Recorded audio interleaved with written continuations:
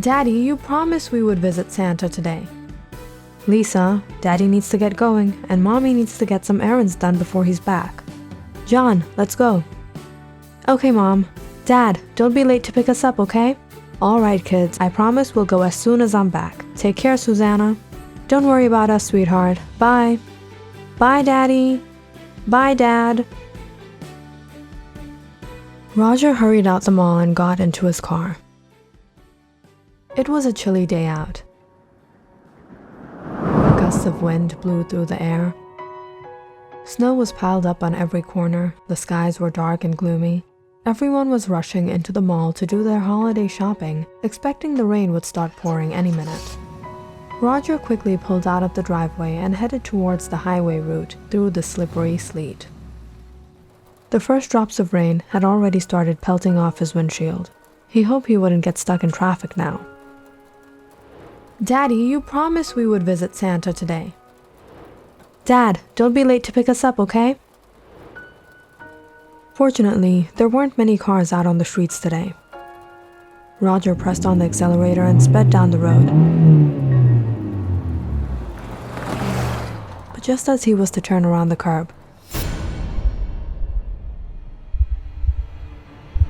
he froze, seeing another car speeding down just seconds away.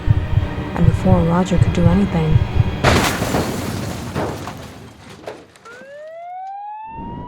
there's a man in there. He's trapped in there.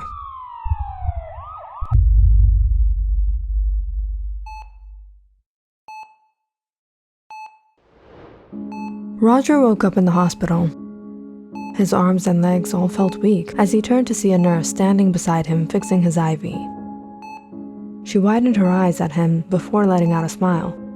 "Mr. Roger, you've awoken. I'll call the doctor right away," she said, rushing out the door. It was just in a matter of minutes that a doctor walked in with his clipboard. "Good morning, Mr. Roger Finley. How are you feeling?" "Good morning, doctor. Just a little weak, but I'm all right." "Very well then. I should inform you that you've been in a coma for the past 6 days. But I do also have good news for you." "I didn't miss Christmas?" "Well, you're 2 weeks early for that." "The results to your MRI reports have come in, and I'm happy to say you're absolutely healthy. You've gotten a few minor injuries, but you're recovering fast. You've had many visitors over these days, and some of your family members are still waiting to meet you." "Who's here?" "Your parents are here, and a few friends of yours had also left behind flowers and gifts for you." "Only my parents? My wife and my children aren't here?" "Your wife and children?" "No, Mr. Roger. When authorities rescued you, you were alone in the car." "Yes, doctor, I was alone, but my wife was informed about the accident, right?" "Well, your paperwork seemed to say you're single, and I haven't seen anyone else or children here." "Single? No, that must be a mistake." "Let me call in your family members. Perhaps they'd know better than me." Roger felt a little anxious. Perhaps Susanna had gone home with the kids. Within a while, Mr. and Mrs. Finley hurried inside and sat beside their son. "My son, you're finally awake. You had me so worried." "Tell me about it. Your mother almost had a heart attack when the hospital called us. How are you feeling, son?" "I'm good, but where is Susanna and the kids?" "Who? Who is Susanna? And whose kids?" Roger looked at his parents, staring at him strange. "My kids? And Susanna, your daughter-in-law? My wife? Where are they?" Roger's mother was shocked. "Roger, you got married and you didn't tell us?" "What? What do you mean I didn't tell you?" "Son, were you dating someone? As far as we know, you didn't get married." "What are you two saying? You don't know Susanna? You don't know John and Lisa, your grandchildren?" Roger's parents passed a glance at each other. Did their son have a secret family he didn't tell them about? Roger looked at his parents in bewilderment. Why were they behaving like this, as if they didn't know about his family? Just then, the doctor came in.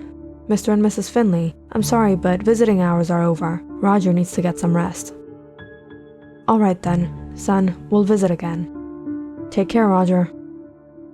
After his parents left, the doctor began examining Roger's condition. "Doctor, when can I go home?" "Don't worry, Mr. Roger. Perhaps in 2 or 3 days, you'll be discharged." When the doctor left, Roger lay there on the bed, absolutely confused. How was it his parents didn't know about his family? And then the hospital also recorded him as a single man? What was going on? Roger let out a deep breath as he closed his eyes. "Daddy, look what I made. It's a picture of you." "That's such a lame picture." "Dad, can you help me with the project? I'm making a pyramid." "Kids, let your father come in and freshen up. You can show him all these things after dinner, all right?" "How's your day, sweetheart?" "It was all right. I missed you." "Really? Why do I feel like we just got married even after 12 years? Because we never get time for each other because of these kids you wanted? I wanted, or you talked me into?" Over the next 2 days, his parents came again. However, they still seemed to be oblivious of Roger's wife and his children. And it seemed that whenever he asked doctors and nurses, they always gave him an innocuous remark about the matter. Roger eventually stopped asking everyone. He couldn't understand anything. All he wanted to do was return home. However, after returning to his apartment, after more than a week, he was surprised to find himself alone. Not only was the apartment empty, but there was no sign of his wife or children. He stood in the living room staring at the lone couch and the TV. Where were all of John and Lisa's trophies? Where were their toys? Where were all of Susanna's paintings, her vases, and showpieces? Had there been a robbery here? What happened to his family? Susanna, was buying this crystal flamingo really necessary? Roger, was buying that taxidermy deer head necessary? Yes, absolutely. Right, John? Totally. Dad and I hunted that deer together. It's a memory of our first catch. No way, I'm on Mom's side. That thing is scary. You're a sissy. You're a moron. John, don't fight with these women. You won't get anywhere. Really, Roger? How are we going to make you men understand? Roger went around his apartment. The fridge that used to be covered with the pictures Lisa drew for him every day now had nothing on it. The children's room was now empty. The closets were empty.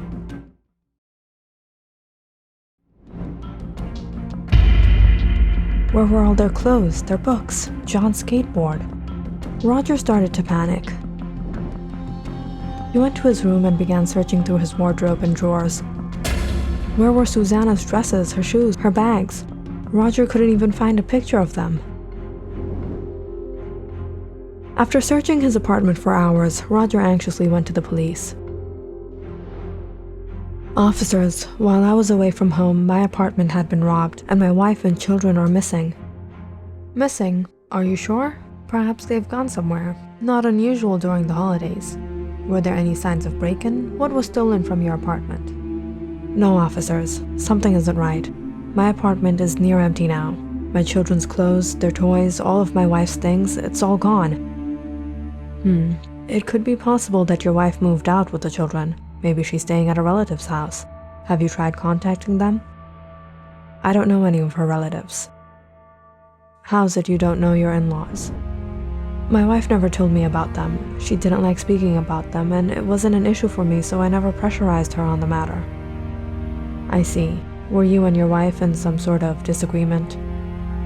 "No, we had a healthy relationship. She would have told me if she was going somewhere with the kids." "All right, Mr. Roger, do you have a picture of them?" "No, I told you, everything is missing from my apartment. Everything's been stolen." "Okay, then can you give me their names?" "Susanna, my wife, John and Lisa Finley, my 2 children." The police were a bit doubtful whether this was a missing persons case at all. Nevertheless, they looked into the matter, but they were unable to locate anyone under the names Roger had provided them. As a matter of fact, according to records, they found Roger Finley to be a single man. Roger was shocked by what the police told him. How could they say the same thing? What kind of conspiracy was this? Roger couldn't accept this. He knew his wife and his children were out there somewhere, and he wasn't going to give up until he found them.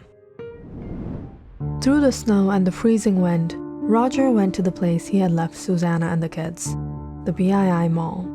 Had something happened to them that day, Roger spoke to the security guard at the gate.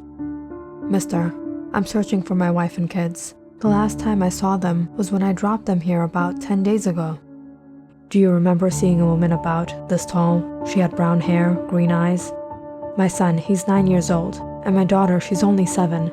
I've been searching everywhere." "A week ago? Sir, hundreds of people visit this mall, and even more during the holidays. But if you give me their names, perhaps I can make an announcement." The security guard announced their names on a loudspeaker, but no one showed up claiming to recognize them or have seen them. For the next few days, Roger went to the kids' doctor's office, to the indoor sports center where John was part of the youth sports team. "I think you've come to the wrong center. We don't have any players under the name John Finley." "I'm sorry, mister, but we can't give out information of our patients." "What? I'm asking for information about my own children. What kind of policy is this?" "Mister, I've checked your ID. We don't have you on file of any of our patients." Roger didn't know what he was going to do.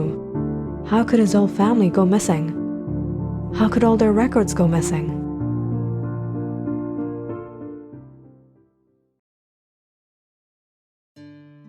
It had been nearly a week. Roger had been searching to no avail. He walked down the icy streets hopelessly. Everyone was out clutching onto their hats and scarves. Parents were holding on to their toddlers. Kids were cheering on carolers that had huddled on every block. It was the merriest time of the year. Everyone was preparing for Christmas, spending time with their families. But Roger? What kind of Christmas would this be without his loved ones? Where was his wife, his son, his daughter? Roger held his face with his cold, freezing hands. What was he going to do? "Lisa, slow down. The carolers aren't going anywhere." "Mom, I'm freezing out here. As soon as we get home, I want to have hot cocoa and dibs on the whole bag of marshmallows." Jingle bells, jingle bells. "Mom, can we start decorating the tree today?" Roger turned around to see John and Lisa running towards him as Susanna rushed to catch up to them. Roger was overjoyed. He ran to them and stooped down to his knees holding on to Lisa. "Sweetheart, where were you?" "John, my boy, you don't know how I'm feeling right now seeing you two." But Lisa suddenly pushed him back and stood behind her brother looking scared. John nervously stepped back with his sister. Mom, where are you?" Roger went to wrap his children in his arms, just when Susanna pulled him away rather displeased. "Excuse me, please don't touch my children." "My children? Susanna, I've been searching for you for days. Where were you?" "How do you know my name?" "I'm sorry, mister, but we don't know you," Susanna said, gripping onto her children and walking away. Roger was thundered. Why was Susanna behaving like this now? "Susanna, stop! Listen to me!" "Mommy, who is that man? Mom, why is he following us?" Roger ran after Susanna, stretching out his hand. But just when he went to hold on to her, he felt a heavy push to his side. Roger stumbled aside, turning back to see a man staring at him furiously as Susanna stood behind him with their kids. "What do you think you're doing? Get a grip of yourself, man."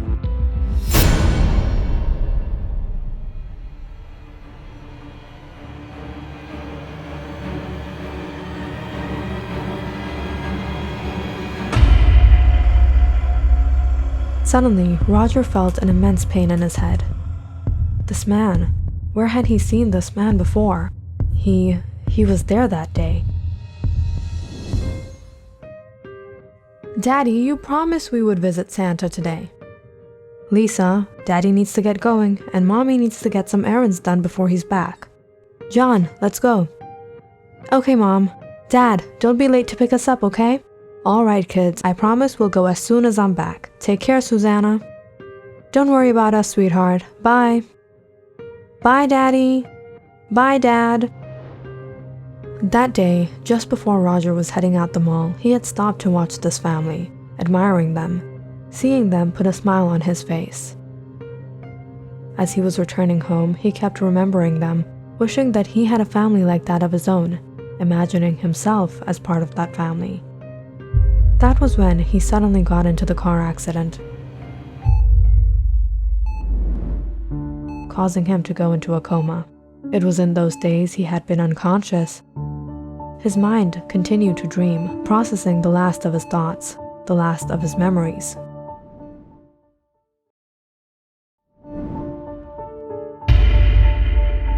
Roger froze, suddenly coming to the realization when he looked at this man. His subconscious mind recognized him, but perhaps it was his conscious mind that chose to forget him because Roger had replaced the man with himself. This wasn't Roger's family.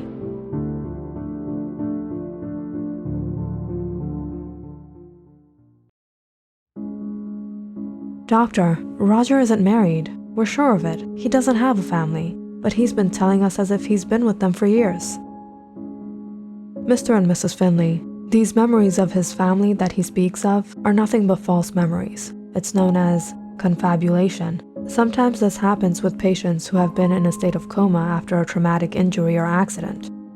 You see, Roger's brain had been active during this whole time. He had been dreaming, and those dreams were based upon memories of his near-death experience. But memories are malleable. They're able to morph, even sometimes into outright fabrications. And when confabulation occurs, patients try filling in their memory gaps with fabricated details, inserting memories from one event into another time or place, or sometimes even creating a new memory from an event that hasn't occurred. Perhaps these are memories of a family Roger always wanted to have or contemplated how they would have been. But once his thought process becomes a bit more organized, he will return to his normal state. He's absolutely healthy and sane, but sometimes we all let ourselves believe things that we want to believe, even if it's not the reality. Click on the subscribe button and check out more awesome videos on our channel. And don't forget to press the bell icon because you know it's interesting.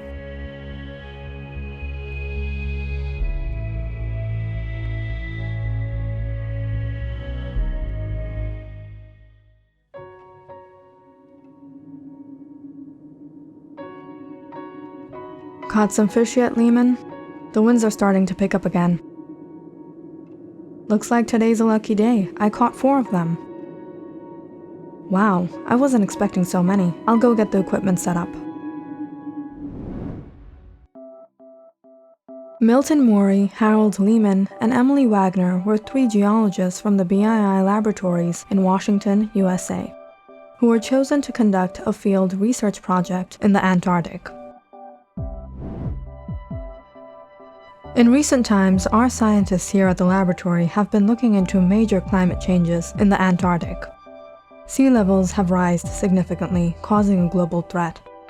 This will be a difficult task, but I want only the best from our laboratory to conduct a study in the area, monitoring the glacial activity and its impact on the land over the next few months. Morey, Lehman, and Wagner were handed all files, paperwork, and tickets to the Antarctic for a 6-month stay, during which they would conduct their study. It was a long flight, after which the 3 were dropped off at the BII research station.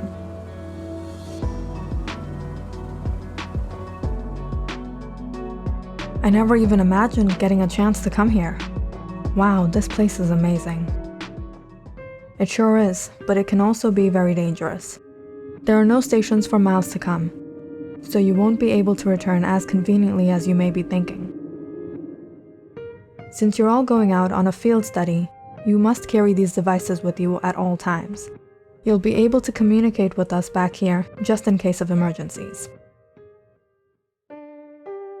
Morey, Lehman, and Wagner packed up their tents, dry food that will last them about 2 weeks, and of course, the painful but necessary equipment they needed to carry for the research. It It was a whole day's walk into the pure white wilderness of the Antarctic that they decided to set up camp. With the hexamine fuel tablets they were stocked with, they were easily able to heat up their food that night. Hey, you two men getting that same feeling I am? What? The air here, it's so light. To be honest, I don't smell anything. It's the smell of ice for miles and miles. There's nothing around us. No animals except the ones under us. After dinner that night, the three geologists decided to call it a day. Though they had properly insulated tents and clothing, the cold had its way of seeping in. The temperature had dropped below the usual, and the three were struggling to keep warm. My fingers are becoming stiff. This is unbearable. Don't worry, as soon as the sun hits the area in the morning, we'll be able to straighten out. I don't know, I feel like there's a storm heading this way. Hoping for the best, the three tried to get some rest. However, in the middle of the night, something quite bizarre happened. A strong gust of wind had their tents nearly blown off from its place. They barely managed to hold it down and save all their equipment. Sitting in their frigid positions against the winds, it felt like an eternity before their eyes shut on them. It was a relief when the winds had settled the next morning. But panic had set in when they realized their tents had been damaged, and so had their research equipment. But worst of all, their communication devices. No. How are we going to call for help? We're about 40 miles away from the station. We won't be able to make it back like this. The whole landscape has changed with the winds. We have to wait it out till they send rescue for us. We've lost our way.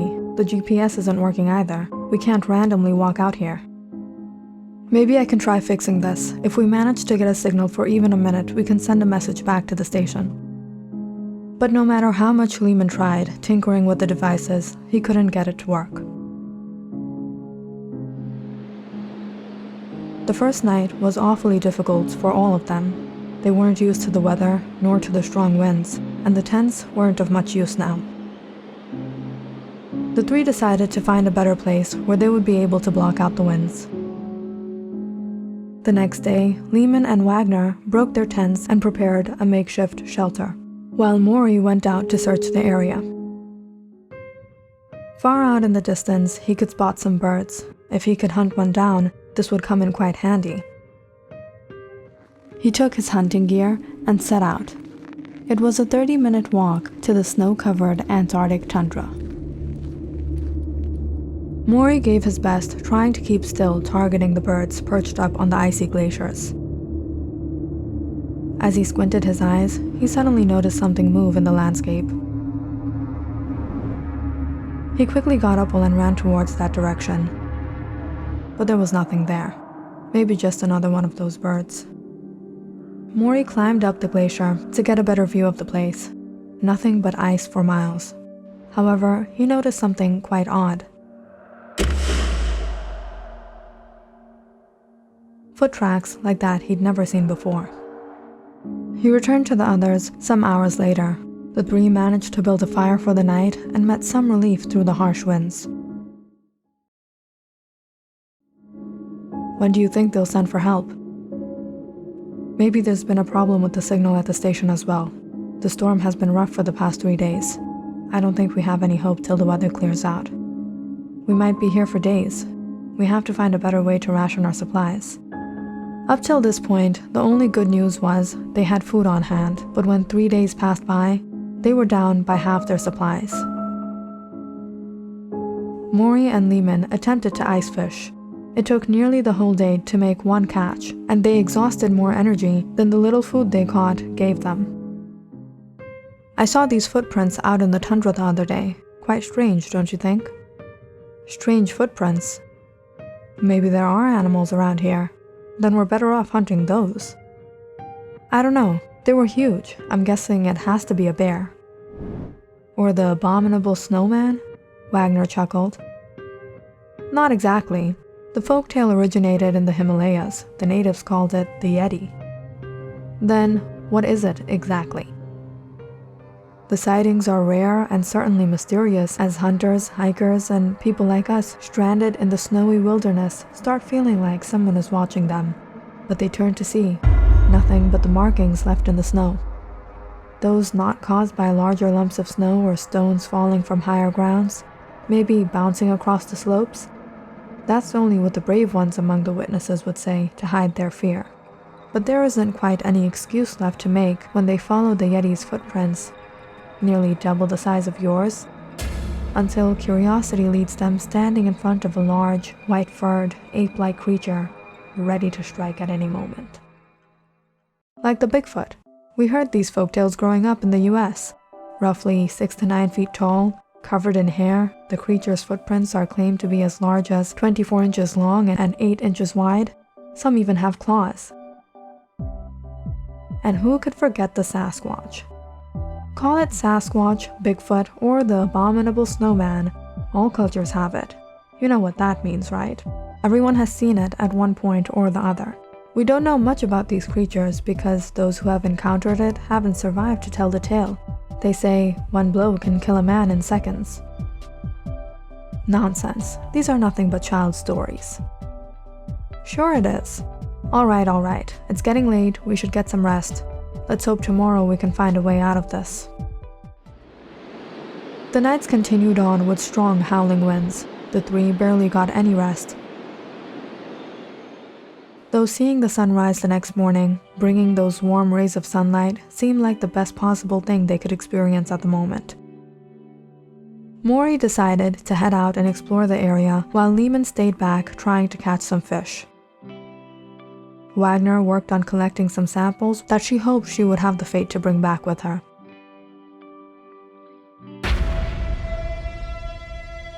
It was some time later that Lehman and Wagner heard a loud gunshot in the air.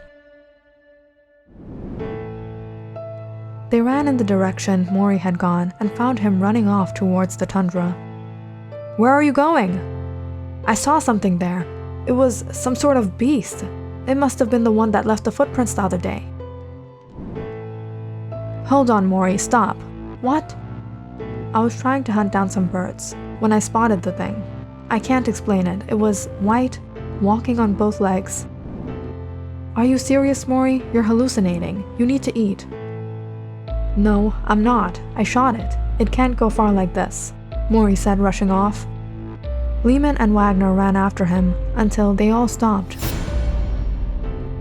widening their eyes to see the pure white snow stained in blood.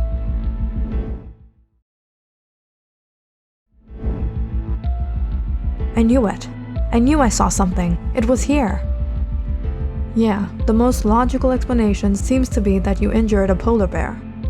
"No, I saw it with my own eyes. It wasn't a polar bear. There are no polar bears here on the Antarctic." "Maybe there are, we just haven't discovered them yet." Though Maury continued to claim that he had indeed seen some sort of creature out here, Lehman and Wagner were worried about bigger things. Maury was losing his mind already. How long before they too would start to lose it out here, deprived of food, water, and sleep? Luckily for them, it was after a whole week that they were able to catch 4 fish. They had a decent dinner that night, and finally, a few hours of sleep. However, the next morning, while the three headed off in each direction to fish, hunt, and gather samples, Wagner was panicked the minute she heard a loud cracking noise from the ice. She was horrified to see Lehman had fallen into the freezing cold water. "Maury, we have to help him out of there." "Hold my hand, Lehman, hold my hand." Wagner screamed, thrusting her hand into the freezing cold water. "Emily, get away from there. If the ice cracks, we will all fall in." "We have to do something. He's running out of breath." Maury ran back to the shelter and took a rope. He tied it around his waist, handed the other side to Wagner. "I'm jumping in. Don't let go." Wagner's heart raced as she clenched onto the rope. She could see Maury's hand underneath the ice before it disappeared. Just 2 minutes into waiting, Wagner was petrified.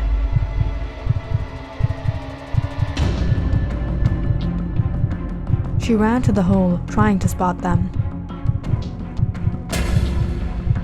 "Maury! Lehman!" she cried.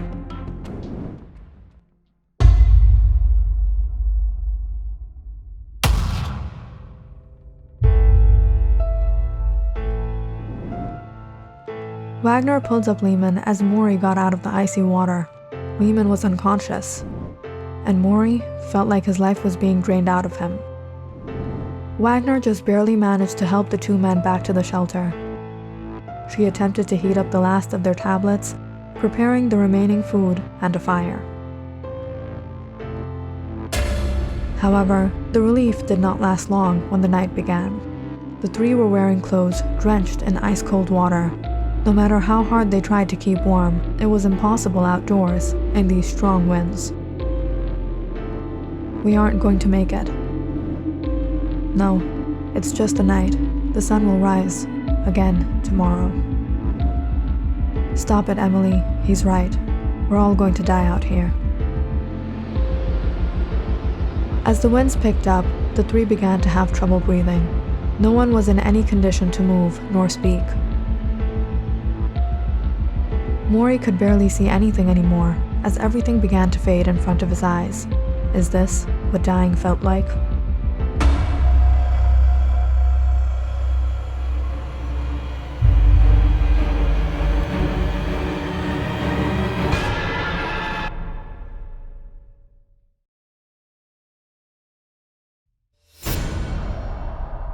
Maury suddenly woke up to a warm sensation around him. He stumbled up confused to find himself, Wagner, and Lehman in an ice cave. "Emily, Harold, wake up, where are we?" The three were thundered by the heat in this cave. The ice walls were emitting steam. The cave itself was heated. Lehman examined the dirt on the ground. "This is volcanic soil. We're in a volcanic cave. This is like a hydrothermal vent. It's naturally heated. The liquid rock kept moving underneath the crust until it drained away.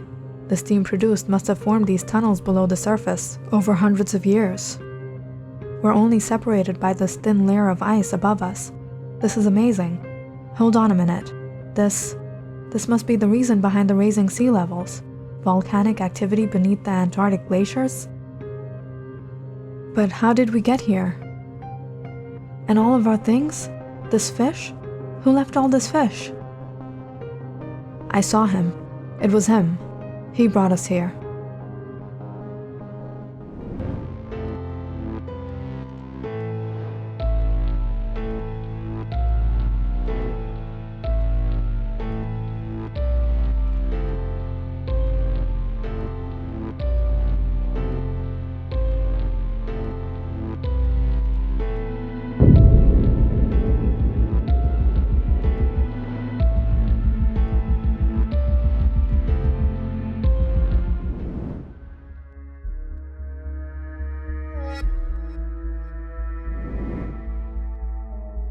Maury ran out to the entrance of the cave. He scanned the landscape covered in snow for miles after miles. "I tried to take your life, but you saved ours." Click on the subscribe button and check out more awesome videos on our channel. And don't forget to press the bell icon because you know it's interesting.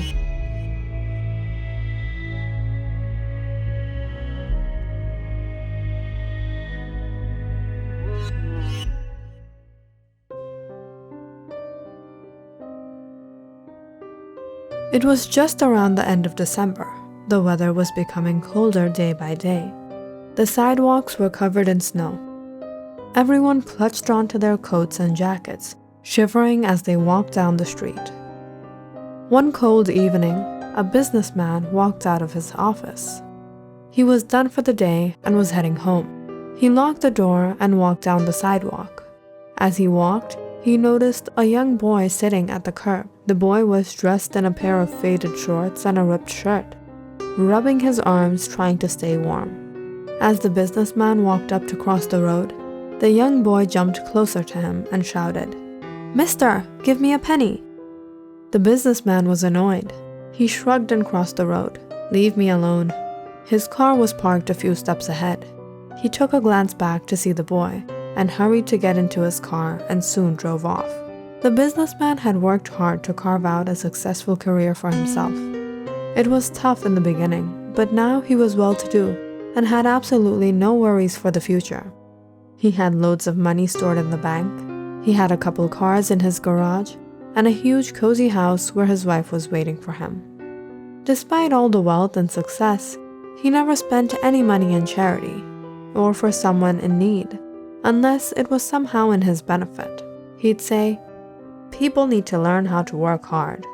He wasn't going to give money around to people so that they could find an excuse to be lazy. The businessman was soon home. He pulled into his driveway and was taken aback when he realized the young boy he left earlier was standing on his front porch. The boy repeated, "Mister, give me a penny."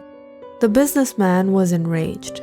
"Get off of my property or I'll call the police." He pushed the boy aside and entered his house, closing the door shut. He freshened up and sat cozy in the living room while his wife brought him his dinner. As he ate his food while watching TV, he noticed the young boy was still outside on the porch. He was staring at him through the window. The boy was turning blue from the freezing weather, holding tight to his body in the cold. The man was so irritated. Where do these beggars come from? He sighed and got up to pull the curtains shut. The next morning, he had totally forgotten about the boy that was following him yesterday. Every now and then, he would have to shoo off some homeless man. It wasn't a big deal for him anymore, although it made him worry to leave his wife home all alone.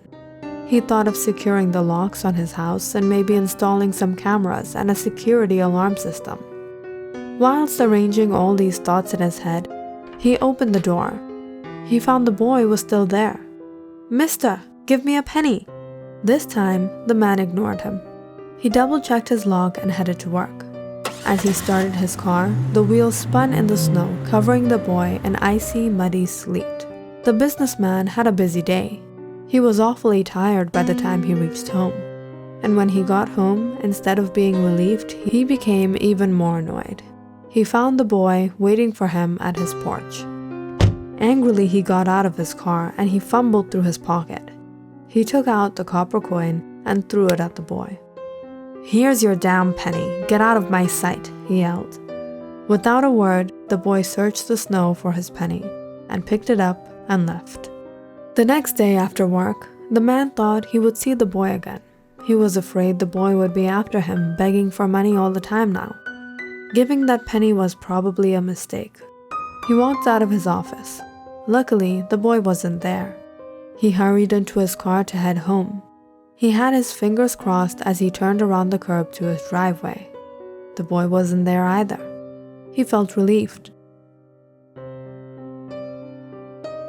He entered his house, and as usual, his wife brought him his dinner in the living room and sat next to him. Every time the man would lift his spoon, he'd get a strange feeling that someone was watching him. He kept looking back at the window, but no one was there. His wife asked him if something was wrong. When he told her about the boy that had been following him, she laughed. "I've never seen you behave like this because of a beggar. Come on, you have bigger things to worry about." She reminded him of all the wealth he had, how successful he had become. Nothing could harm him. That night, when the man was sleeping, he thought he felt a little cold hand touch his shoulder under the blanket. He heard a voice, a faint breath near his ear. "Mister, give me a penny." The man jumped out of bed with a scream. He ran to turn the lights on, but no one was there. His wife tried to calm him down and convince him he was only dreaming. The man went back to bed, but he was unable to sleep. He tossed and turned from side to side when he remembered something that had happened many years ago when he was in school. He and his friends were the cool guys at school. They used to give a hard time to others. He remembered a boy. The boy belonged to a poor family. He would wear the same pair of old clothes to school, the same faded sweater every single day. He and his friends would burst out laughing every time they saw the boy walk down the hall with his worn-out shoes. He got out of bed and went up to the attic. He dug out the box of his old school yearbooks and looked through each and every page for that boy. As he looked through the pages, his memories floated in front of him, as if he were reliving those years, when the others used to think twice before talking to him and his friends. He remembered all their faces, and finally he spotted him, that poor boy. He realized the boy that had been following him, the boy that stood out on the porch in the freezing cold, was that very same boy from his school days. The man tried to remember the last time he had seen that boy. That day, the boy had come to school wearing a brand new sweater. It was after years that he was able to afford something new. When it was time for lunch, he and his friends made fun of the poor boy and swirled jokes at him. He laughed at the boy.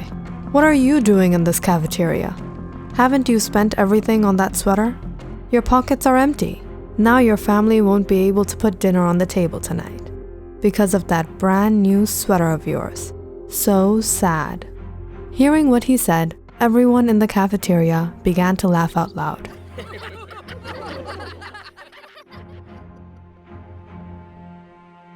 The next day, the boy didn't turn up in school. Back then, he and his friends had assumed that the boy's parents had transferred him to a different school and had moved to another town.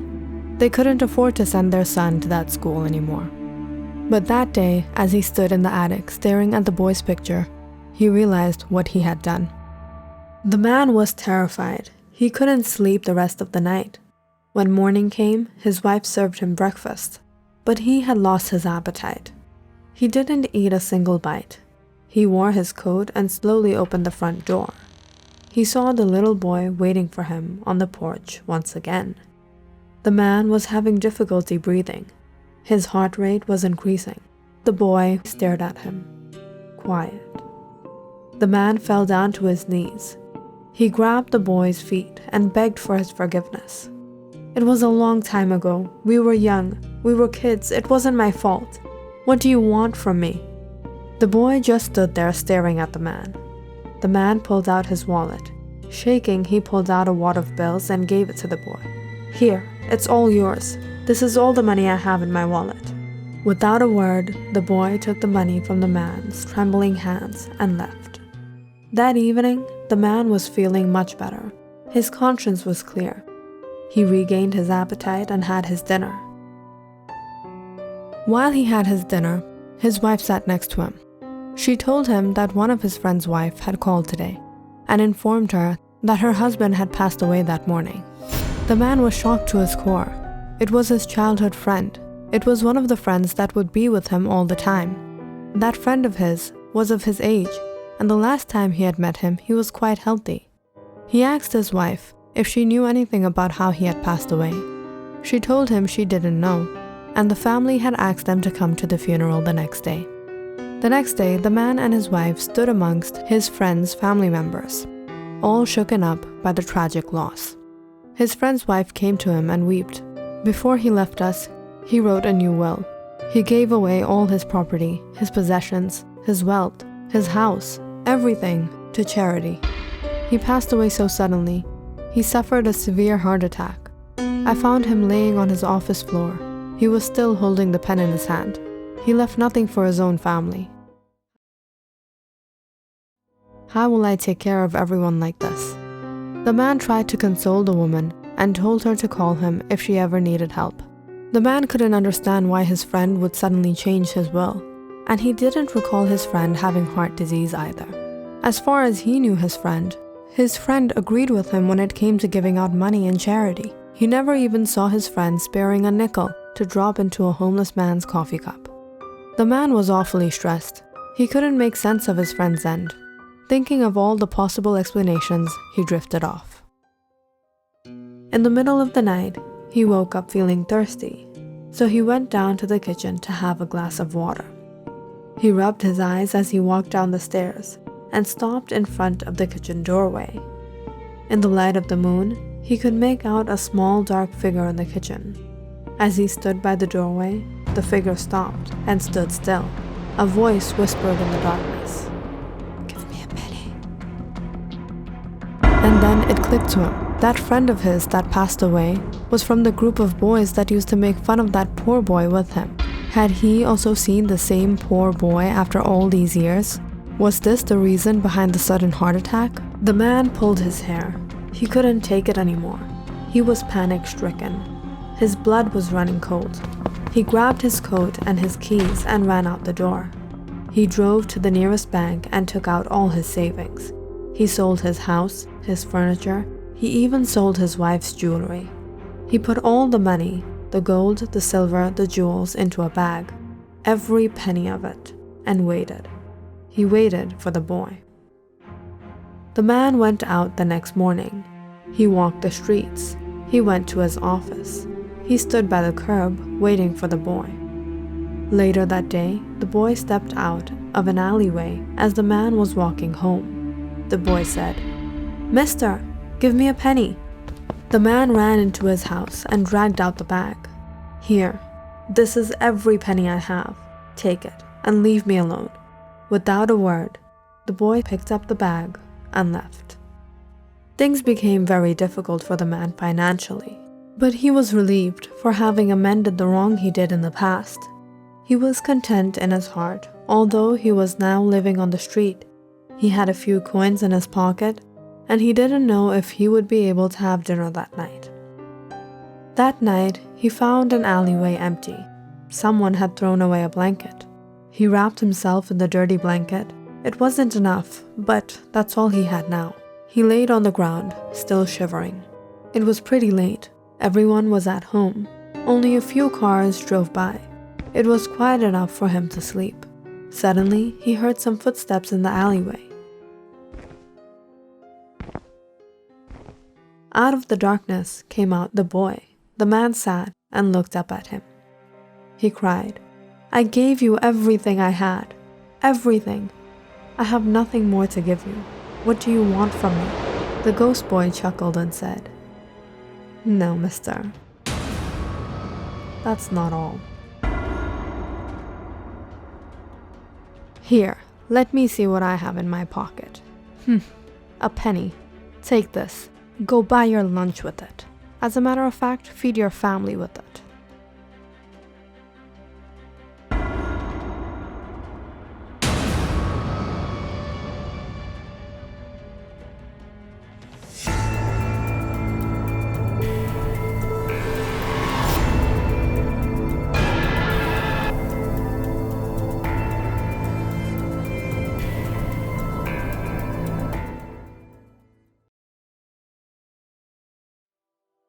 "Rose, sweetheart, your father and I were heading over to the farmhouse next week for Christmas.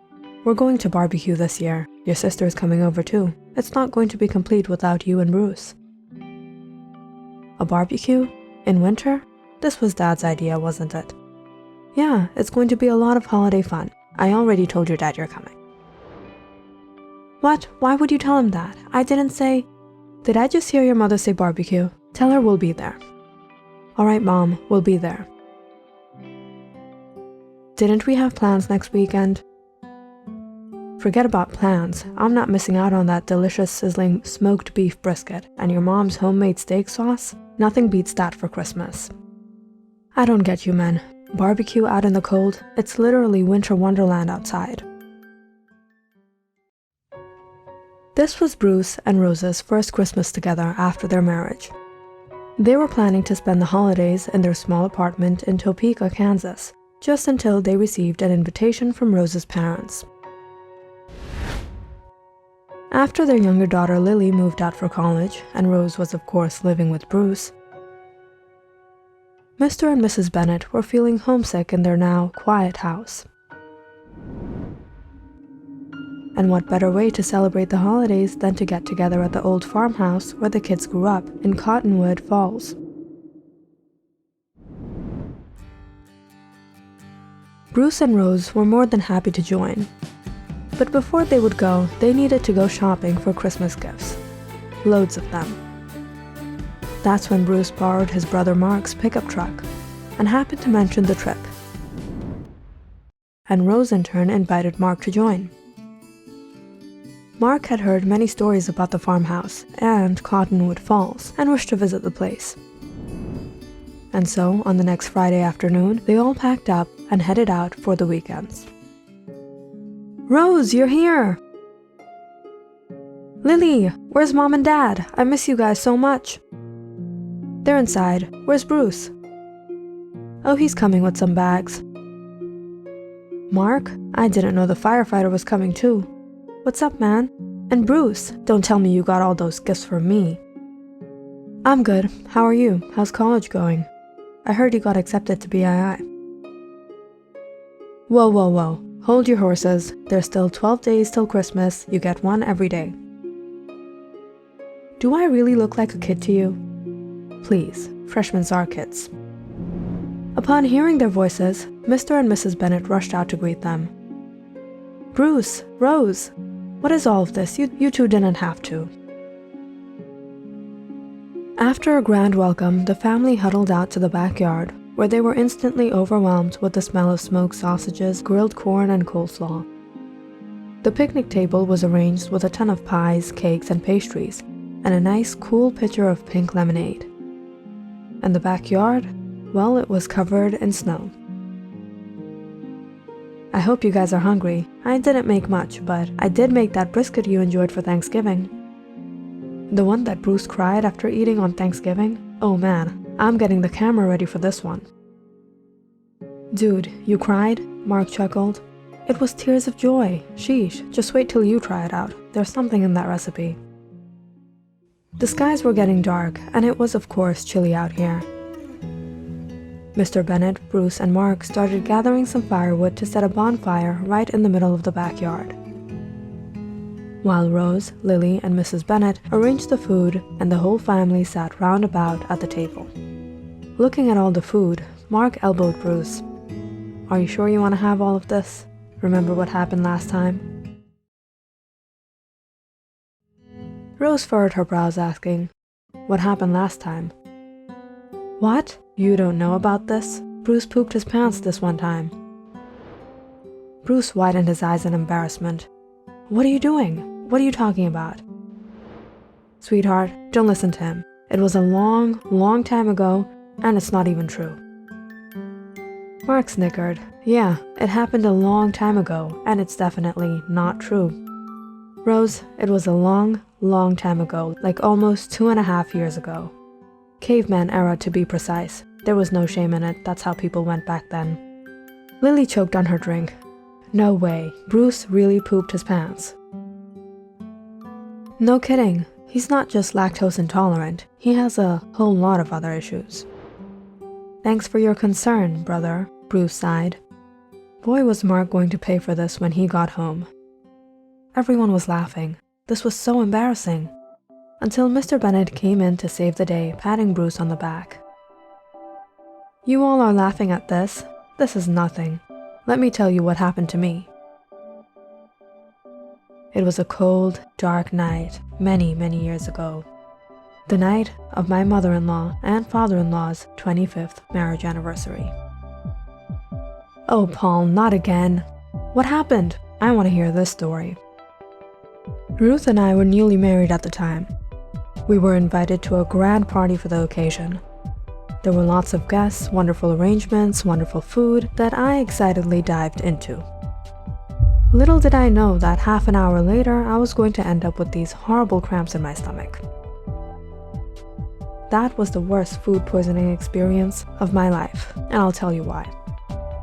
I had to go to the bathroom so many times, that the toilet got clogged. I tried everything, but that stinking stuff just wouldn't flush. And to make the situation more beautiful than it already was, it was a rainy day, and you all know what happens on beautiful rainy days. The basement got flooded, and the plumbing wasn't working, so the toilet started to overflow. By then, the whole house had started to reek, and everyone began to complain. "Who did this? Oh, the stench is horrible." And you all must be thinking I'm totally busted at this point, mortified in embarrassment. Nope, I started acting along with everyone else. That is so gross, man. Who did that to the toilet? I got so overwhelmed in the act, I got pissed at your mother for bringing me there. Ruth, who does this kind of thing? It must have been your Uncle Pete. What's wrong with your family members? This is why I didn't want to come to this party.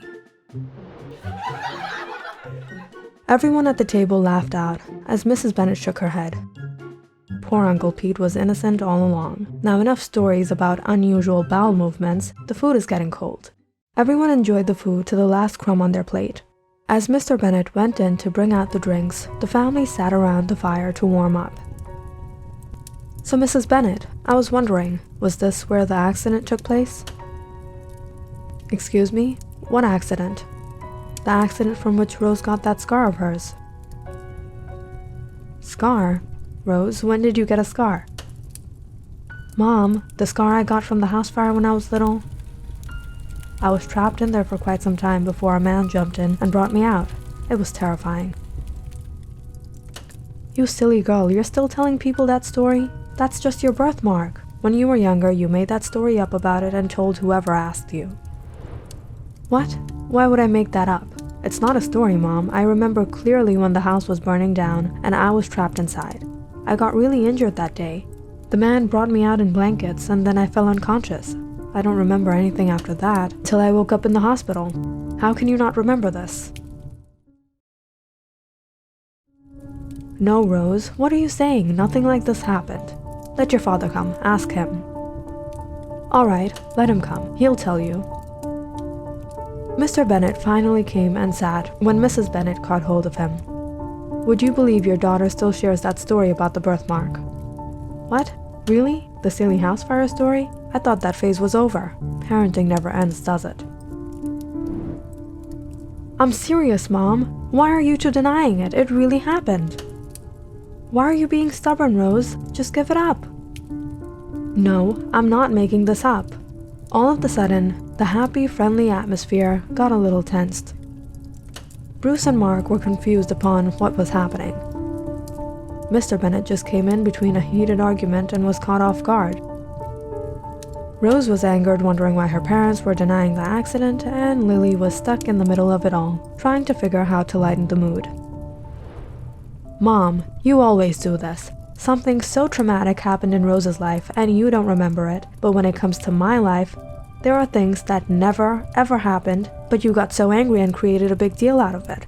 There was never a boy in my room that night. You didn't see anybody. I was all alone in there. Mrs. Bennet widened her eyes, shaking her finger at the girls. You girls will drive me crazy.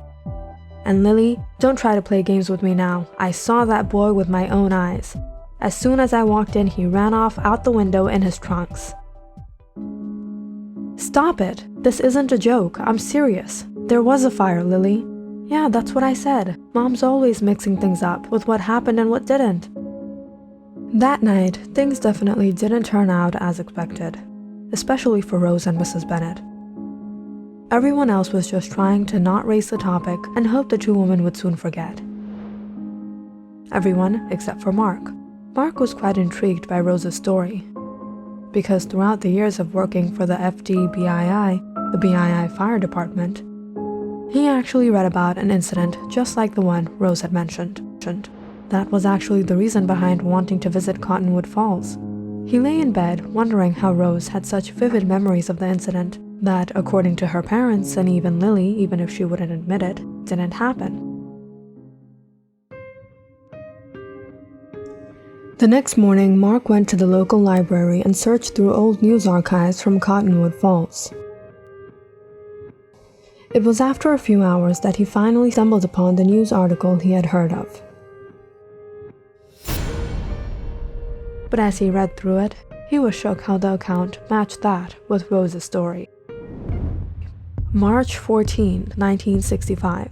It was earlier this week that a man named John Roberts passed away as a hero when he went inside a burning house to save a young girl, Nancy Adams, who had been trapped inside for hours.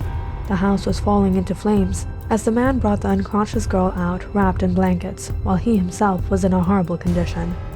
Today, Nancy Adams has too taken her last breath at the Cottonwood Falls Hospital, where numerous folk have gathered to honor the hero that saved her. Mark immediately went to Rose and Bruce and showed them the article. They were shocked, but also confused. Why does it say Nancy Adams? It's from 1965, you weren't even born back then, Rose.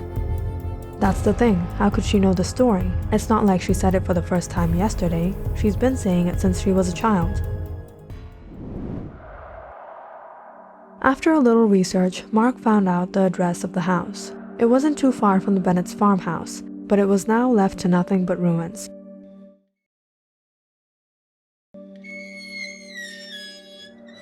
The three creaked open the gate and stepped inside, staring at the broken-down, burnt house. Rose and Bruce walked around the property in amazement, when they suddenly heard Mark call out from the other side. They found him looking at a framed photo. There were flowers, candles all around it. Someone had set up a memorial in honor of John Roberts, the man that had saved the girl that night. Take a look at this. This was John Roberts.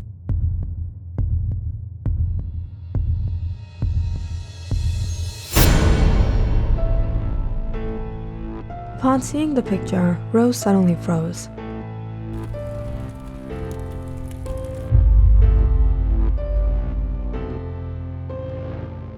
This was the man that saved me that night.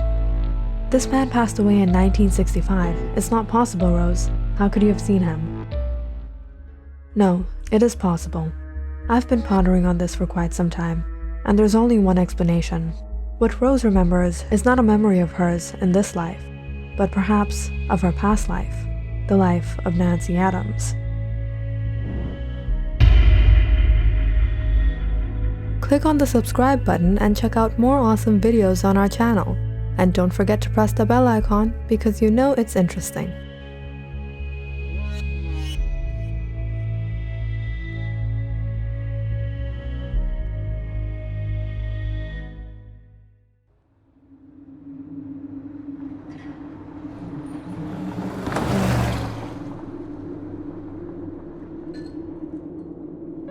When Ivan had set out on his journey from home in Tver, the weather hadn't become so harsh. The flint-gray skies foreshadowed a winter storm coming soon. But Ivan had expected to reach Moscow within a few hours. However, driving through the sleet-covered roads that had slowed him down, it wasn't long before the skies turned to a lifeless white as the snow began to fall. The winds began to howl, and the flogging squalls of winter blew loudly. Every time the screeching gusts of wind came to a stop, an unsettling silence haunted the land, leaving uncertainty of what was to come next. Ivan halted to a stop, unable to see anything that came in front of him or behind him. How am I going to get out of here? It's a blur outside. Nothing but white swirling snow could be seen from the car windows. He was stuck in a blizzard. There was no way to drive any further. The roads were blocked with heaping piles of snow, and the car wheels now spun in place. Ivan turned on the heater in his car and wiped the steam from the windows, looking out every now and then. Ivan searched his compartment and pulled out a bottle. I might sell the fake stuff, but I always keep a nice, genuine bottle for times like this. Heck, it's never not the time to have a sip. Ivan drank on, hoping it would keep him warm, till the weather cleared out. Unfortunately, hours had gone by. Ivan's fingers became sore and stiff, and the bottle now lay empty on the seat. Temperatures rapidly began to drop as the sun started to set. With no way to get out, nor any way to start a fire or eat food, Ivan began to fear the worst with the coming of the night. Puffing his hot breath onto his frozen hands, Ivan suddenly noticed light glowing out in the darkness of the night. He squinted his eyes, trying to focus. Could there be people over there? There was no point of sitting in here waiting for a slow end. Ivan opened the car door and stepped out. The piercing winds outside were enough to discourage anyone. But Ivan pulled his legs through the snow, covering his face from the winds as he walked towards the light. After much struggle, he felt relieved when he realized the light was coming from a cabin. In hope of rescue, he knocked on the door. A beautiful young woman opened the door and stared at him. She clutched onto her sweater as the cool breeze instantly made her cheeks and nose become rosy red. "I'm Ivan. I was driving through here when my car got stuck. I've been out here all day. I hadn't noticed this cabin in all the snow. But when I saw the light, I came out to search for shelter. Would it be possible for me to stay here till the weather clears out?" "No, you can't stay here. This isn't a motel. We're not taking in visitors. You've walked this far. If you walk a little more, you'll find something else. Go from here." "Hold on. You can see the situation outside. It's not possible to walk in this weather." "That's not my problem," the young woman said as she tried to close the door. Ivan suddenly heard a voice from behind her. "Who is it, Larissa?" "There's a man here, Uncle. He wants to stay." A middle-aged man came to the door. "You go inside. I'll see the matter," he said as the young woman hurried off. "Who are you? Do you need anything?" "May I stay here? You can see the weather outside. I've been stuck out here all day." "Sure, come in. Looks like this blizzard isn't ending anytime soon," the man said, ushering Ivan inside. "Looks like you've developed some frostbite. Don't worry, I have the perfect remedy for that.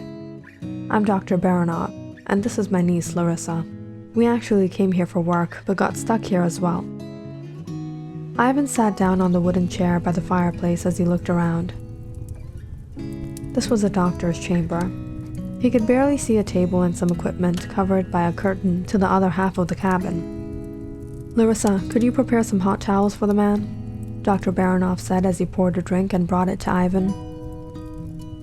"Enjoy. Nothing will warm you up like a shot of this. I'll get the hot towel. It should relieve the frostbite."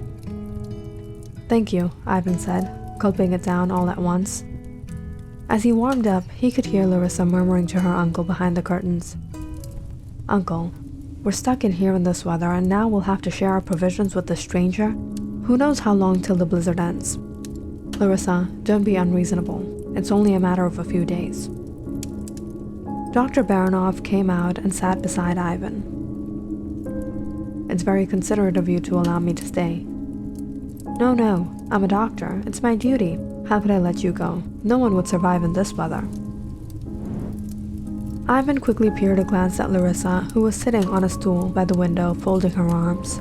When she caught his gaze, she gave him an uninviting look and turned around. Luckily, it was night. Everyone would go off to bed soon. Dr. Baranov called Ivan to dinner. "I hope you like razolnik. Nothing beats a hot soup in the cold. Larissa, would you serve us?" "Sure, Uncle." Larissa brought the pot to the table and served her uncle. She then simply pushed the pot to Ivan.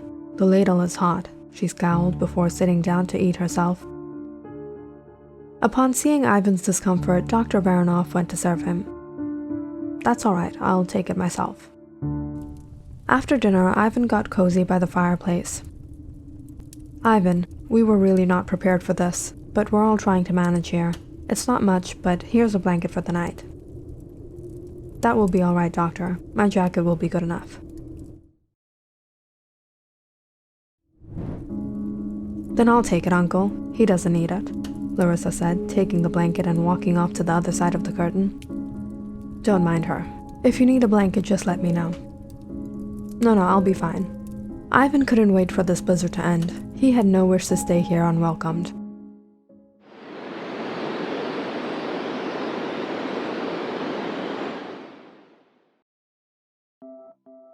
After a stressful night, he woke up to the brightest light outside the window. The cabin was filled with the smell of warm coffee. "Good morning, Ivan. Come join us for breakfast." "Morning," Ivan said, wiping the steam off the window to look outside. "Oh, there's no way to get out of here. The snow is still pouring, and it's already stacked up a few feet high." Larissa roughly placed a bowl of kasha and coffee in front of Ivan. "It's getting cold," she said before she went back to sit by the window, scribbling something into her diary. Ivan sat by the fire to eat when Larissa came up to him with a pile of wood in her arms. "Can you move from here? Can't you see we have things to do?" Ivan put aside his bowl. "Yeah, just give me a moment." What was wrong with this girl? Why did she have to be so rude? Larissa dropped the wood into the fire and went off. "Your niece is quite friendly," Ivan chuckled. Dr. Baronoff nodded. She actually doesn't like having visitors. She has a hard time trusting people. You see, her parents were killed by an intruder when she was only a child. It's been traumatizing for her. "Oh, I see. That's terrible." Ivan felt a little embarrassed for being judgmental. He tried to stay out of her way, but much of the day went by just sitting out watching the snow. "Looks like we've survived another cold day. The night is getting dark. Come on, Larissa. It's the perfect time to share a story." "I would rather sit and watch the night sky, Uncle." "Don't be like this, Larissa. Come here. Let us three pass the time. Ivan, have you ever heard of the Wendigo?" "Actually, I've met many foreigners while doing business here." It was a long time back. A man shared the legend of the Wendigo with me, a malevolent creature out in the harshness of the winter. Yes, I always wondered why there weren't such folklore here in Russia, where the winters are so harsh. They say these creatures are out to eat flesh, though they have an insatiable hunger. The legend actually roots out from the fact that men have sometimes been overpowered by greed and the will to survive, resorting to even flesh of their loved ones. It's quite haunting considering we're in a similar situation. "Well, isn't it swell that we have food?" Dr. Baronoff chuckled. "Let us have dinner and keep our fingers crossed for tomorrow."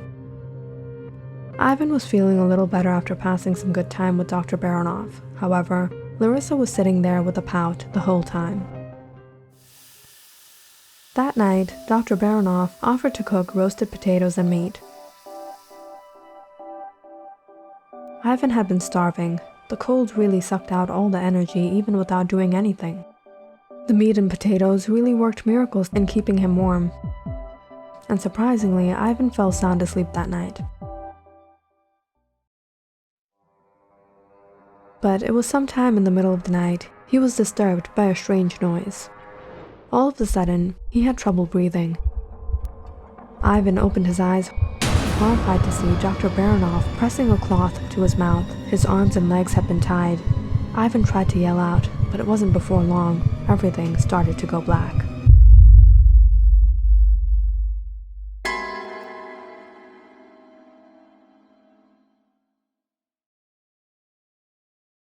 Ivan woke up with a strange numbness in his body. His vision was blurry, and there was a pain in the back of his head. Suddenly remembering the dreadful moments before he blacked out, Ivan jumped up. Where was he? He found himself sitting in a bathtub full of snow. The cabin was silent, empty. Where was Dr. Baronoff and Larissa? They had fled. Ivan tried to pull out of the snow when he suddenly felt a piercing pain to the side of his stomach. He widened his eyes, seeing a cut that had been stitched up, and a piece of paper kept on the windowsill beside him. What did these people do to him? Darn, if it wasn't for this storm, Ivan would have never stayed with them. He opened the letter. This looked like a paper from Larissa's diary. It was a letter from her. "I tried to warn you again and again. I told you to leave, but you didn't listen. Now see what has happened. I did what I could to save you from this, but you didn't pay heed to my warnings. My uncle is a doctor, but he isn't loyal to his profession. He's involved in a dark business. Last night, while you were unconscious, he performed surgery on you. But don't worry, you're still safe, sound, and healthy. My uncle, I know him. I've grown up in his care. He's not that bad. You still have one kidney. You can survive on that. The blizzard has subsided, and my uncle and I have to find a new place to settle since you found our location. I put snow in the tub to lessen the pain, and I left painkillers in your jacket pocket. If you walk 20 minutes north, you'll find a landline there. You can go and call for help. Take care and be careful."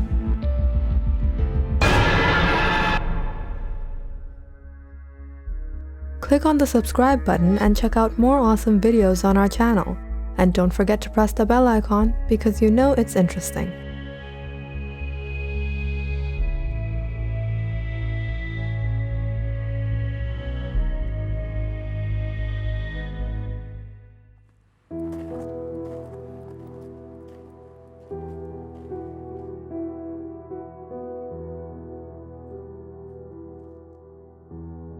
Every afternoon, Liam walked out to the bank of Baker Lake and sat down on the snow-covered shore by the ragged rocks.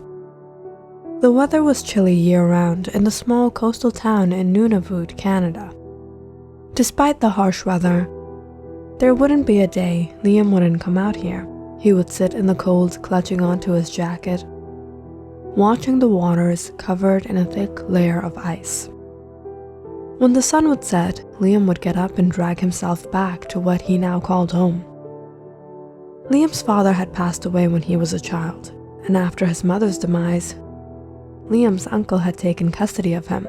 It had been 3 years of living with Uncle Milton, his wife, Aunt Peyton, and their 2 sons, Felix and Lucas.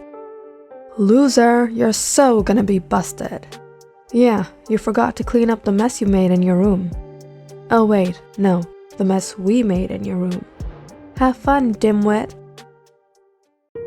Liam hated going back home. Uncle Milton may have been kind and considerate towards his late brother's son, but his wife and children were in no way understanding. Aunt Peyton was always searching for a reason to complain about Liam, and his cousins made his life miserable. "Milton, I'm telling you, this boy will be a disgrace. He's a spoiled child, and I'm getting tired of disciplining him." "Peyton, you have to keep patience. What did he do?"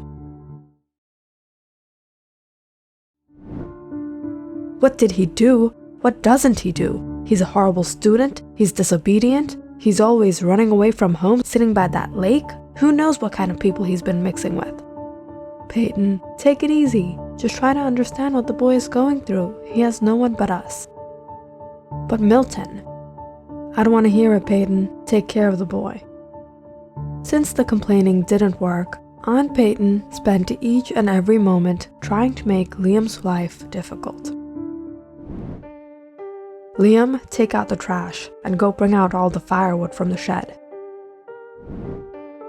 "Liam, what is this? You stained your clothing? You're not going anywhere today. You'll finish all the laundry."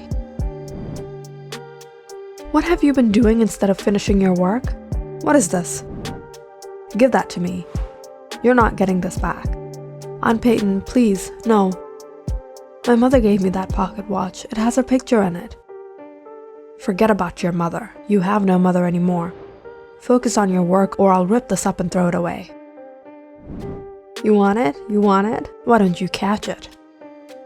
"What a sissy little necklace. What were you, your mommy's little princess?" Ratting them out to his uncle only made Liam's life more difficult than it already was. So Liam just learned to stay quiet and comply, and whenever he got the chance, he came out by the lakeside to catch a breath of relief. He sat there remembering the old days when his mother used to bring him out for a walk and tell him stories. "Mom, look! Look how I can balance!" "Liam, come here right now. What are you doing? Never go onto the ice." "But Mom, it's so much fun. Just one more time." "Liam, don't you know the story of the Kalupalik? It lives right underneath the ice in the cold, cold waters. And if you go near there, it will come out and snatch you away." "What? What's a Kalupalik?" "Trust me, you don't want to see one. If you ever hear a crack or a sound from the ice, know that the Kalupalik has spotted you. Don't try to take a peek into the water. They're scaly, they have sharp, pointy fins coming out of their backs, they have long, dark hair, and hands with sharp claws that hold on to the bodies of little kids like you." "No, Mom, no!" "Yes, Liam, it will drag you into the hole in the ice and steal you away from me." "No, Mom, I won't go on the ice. I'll never. Okay. As long as you don't go anywhere near the ice, you'll be safe and sound. Okay, Mom. You can let go of me now. Are you still scared, Liam? Alright, how about this? Kalupalik, where are you? No, Mom, don't call it. I don't want to see it. Don't worry, Liam. The Kalupalik is scared of Mommy. Kalupalik, you better not take my baby, alright? Liam is going to be a good boy. Remembering those special moments with his mother always made him smile. His mother always had the best ways to keep him out of trouble. She had scared him so much that even now Liam had his doubts about skiing on the ice. Those were the good days when the two would return home, share a hot cup of cocoa and s'mores by the fireplace, and warm up. But it had been years since Liam experienced that kind of love. He knew when he returned back home in the evening, he would have to hear his Aunt Peyton go on and on about how spoiled he was. His cousins probably plotted out some scheme to make him look bad, and if not that, they ruined something special of his. Liam had often thought of running away, but then he remembered how kind his Uncle Milton had been to him. He just couldn't gather the courage to do anything that would hurt him. Liam, I know your aunt is a bit harsh on you, but don't take it to heart, okay? She gets a little frustrated sometimes. It's okay, Uncle. Then tell me why you're so upset. It's nothing, just missing home. You know, when your grandparents passed away, it was just your father and me. Believe it or not, I was the spoiled brat and your father was the responsible one. If it weren't for him, I don't know where I would have been today. He made home feel like home for me. Liam, I think of you like my very own son. My home is your home. Thanks, Uncle. Now put a smile on your face. Here, take this. Don't tell your cousins, alright? Have fun, and don't go too far. As the skies were turning into shades of pink and orange, Liam lazily got up, not wanting to leave. He sat back down to enjoy the last few minutes of the sunset, when he suddenly heard a few footsteps behind him. He turned to see it was his cousins. We're getting sick of having to come out here to call you. What do you think of us, your servants or something? I was heading home, you guys didn't need to come. Hey, what's the attitude about? You behave like this in front of us and you're a goody little two-shoes in front of Dad, aren't you? Yeah, what's that in your pocket? How much you got out of him this time, you sneaky little thief? I'm not a thief, and I don't have anything on me. Stop, why do you guys always behave like this? What did I ever do to you? Lower your voice, chump, or we'll lower it for you. Just leave me alone, Liam said as he started walking back towards home. Suddenly, Felix got in the way and pushed him. Liam started stumbling back as he came towards him. What do you think of yourself, huh? It's like ever since you came, we don't mean anything to Dad anymore. This twerp's got all the attention. You trying to make us look bad? What are you guys talking about? I'm always cleaning up after you guys. I'm always doing your work. I do whatever you guys say. What more do you want? You know what we want? Liam suddenly stumbled onto the ice. What are you guys doing? Let me get back up. Get out of the way. It's not us that needs to get out of the way. It's you. Felix and Lucas both pushed Liam back, throwing him off onto the ice. Liam screamed out as his body hit the cold, hard ice. He kept slipping, struggling to pick himself up, while Felix and Lucas began laughing at him. Liam didn't want to cry in front of them, but his eyes started to tear up. All of a sudden, in the midst of the laughter and panic, the three boys froze, hearing a crack in the ice.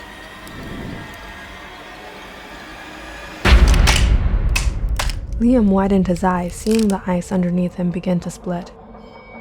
Felix, please, brother, help me off of here. Lucas, don't leave me here. The ice is gonna crack any second. Liam pleaded, but Felix and Lucas continued on laughing. You're not our brother.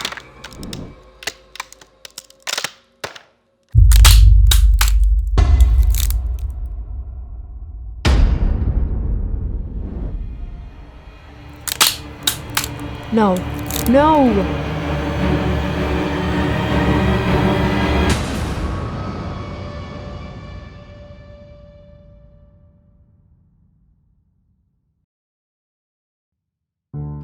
He's waking up, thank goodness. Uncle? Liam, we thought we lost you, son. You're worried about him when your real sons are out there somewhere suffering in the cold? You imbecile, you're responsible for this. Tell me what you did to my children.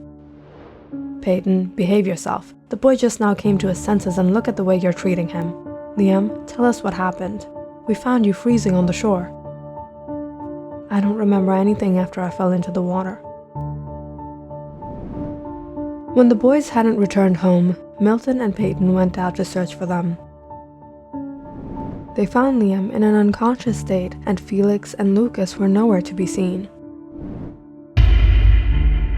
The parents immediately spotted the hole in the ice and feared the worst. They called locals to help them search the waters, but they couldn't spot any sign of their sons. Where had they gone? And what happened to them? When Liam regained his health, the first thing he did was return to the shore. He hadn't told anyone about what he experienced that night. The painful feeling of ice-cold water entering his lungs as he could hear his cousins laughing at him.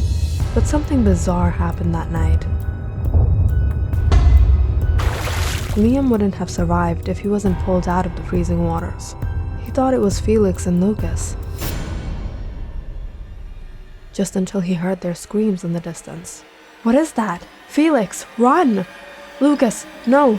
No, kick it! Lucas, hold my hand! Brother, no!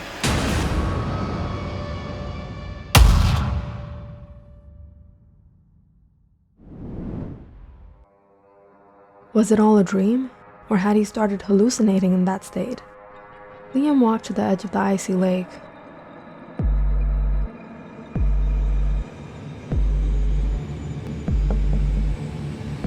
He gathered his courage and knocked softly on the ice. There was nothing but silence. Liam let out a deep breath as he turned to go home. When suddenly, he saw something in the corner of his eye.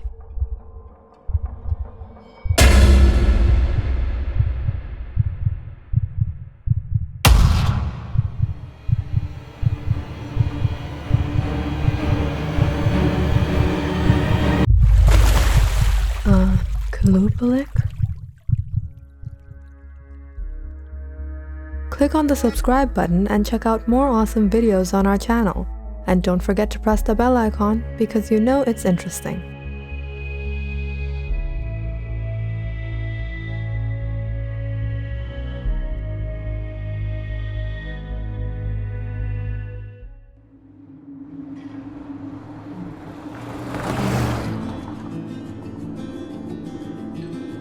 You'll love it there, Blake. Just me and you and the nature.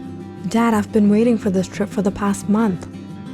I didn't even tell Mom. She keeps on saying I'm not old enough and this and that. Of course you're old enough. Just don't go with your mom, that's it. Guess where she's been taking me to? The library, to volunteer. Apparently, it will strengthen our bond. Yeah, looks like we're here. And when you're back, be sure to tell your mom how much fun you're having with me. We might be able to bargain for 3 weeks next time. Blake McCullen gazed at the cabin house up ahead. He and his father had been on this road trip for nearly 5 hours to get here in Paxson from Anchorage, Alaska. His parents were divorced, and they had settled on split custody for the past year now. Blake was staying 2 weeks out of the month with his mother and the other 2 with his father. This week, his father had told him they would go out to his Grandpa McCullen's old cabin. They would go ice fishing and camp out in the chilly weather, and Blake was more than excited. He rushed out of the car to help his father unload the equipment from the trunk. You didn't need much to go ice fishing. An auger for cutting through the ice, fishing rods, and a whole bucket of slimy, gooey chum smells delicious, at least to the fisher will. His father took out a huge box from the trunk. What is that, Dad? Tools and gadgets we'll need for camping? You'll be able to walk to the lakeside, right? We're not using any sort of technology on this trip. No cars, no phones, no tablets. We're keeping it all natural. Of course I can. Dad, I got it all planned out. Lake Summit is a 25-minute walk north from the cabin, and the mountain ranges are another half an hour from there. All right then, let's get started. After dropping off their luggage and taking their essentials, the father and son walked out to the lakeside and set up their tent at around 5 p.m. I used to come to this exact spot with your grandpa. Back then, we only had those old flashlights with us, which lasted only a few hours, so we used to light a lantern through the night. Blake took out the lantern from the box. How do you light this thing? You have to pour fuel, like gasoline or kerosene, then you light it with a match. After setting up their camp, they drilled a hole into the ice and lowered down their fishing lines. There's coho and chinook salmon, rainbow trout, even Arctic char in these waters. Impressive, champ. Looks like you did a lot of research before coming here. I hope you looked up how to gut and clean a fish. What? No, I didn't. I thought you knew how to. I was just playing with you, but we're gonna put a lot of elbow grease into that thing and spice that baby up with lemon zest, garlic, and basil. Oh yeah, just like Mom makes it.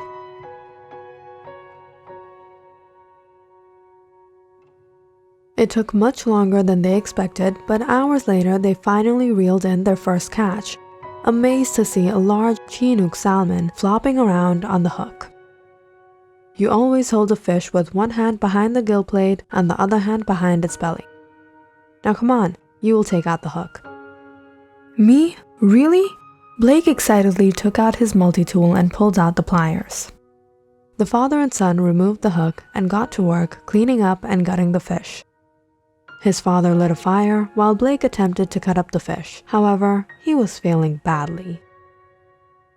His father let out a laugh and took out his pocket knife. Here, you can keep my one, but don't try anything dangerous, alright? Oh man, this one's a spear point knife from BII. I can keep this? Dad, you're the best. I'll sharpen your one again when we get home. Blake shaved down 2 sticks while his father seasoned the fish. Together they pierced it through and set it onto the fire, rotating it every now and then until it was nice and crisp. It was around 10 that they hurried into their tents when the snow started to pour. They both eagerly bit into their steaming fish right off the stick in the chilly weather when they finally realized, Dad, you didn't put salt! That's not the worst part. I forgot to bring the salt. After a poorly seasoned meal, despite all the seasoning, the father and son lay in their tents talking about life, listening to the winds that chimed outside until they fell asleep.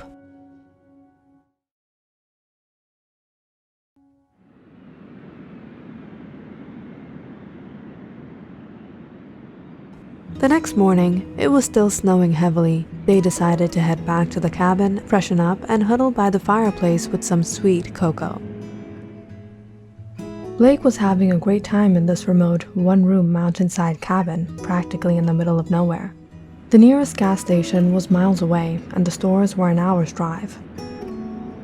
There wasn't anything in the cabin apart from a creaky old bed, a table, and old pots and pans. In the afternoon, they sat down with some board games, when there was a sudden knock on the door. Who is it, Dad? Out here? Blake's father curiously opened the door to find a young woman speckled in snow. The locks of her hair had frozen stiff, her cheeks rosy red, and her lips were shivering in the cold. Mister, could you please help me out? My car broke down on the highway, and I don't have any network on my phone. I had to leave the car behind miles back. I thought I would find a gas station, but there is nothing around here. Sure, come in. It's freezing out here. Harvey escorted the woman inside. Why don't you have a cup of coffee? It would help warm you up, because it's going to be one long wait. We're having issues with the network here as well. The weather has been pretty bad. No, that's alright. This fire is doing just fine. It's really cozy in here. I'm Harvey McCullen. You are? I'm Dana. And who's this? She said, smiling at Blake. This is my son. Your son? Wow, I would have never guessed. You look so young. So what is your name, mister? Blake awkwardly looked at the woman and straightened up, but he didn't reply to her. Who said I wasn't? His name is Blake, Harvey chuckled. We came here on vacation for a few days. You're actually lucky. If this was yesterday, you would have had to walk a few more miles to get to the nearest gas station.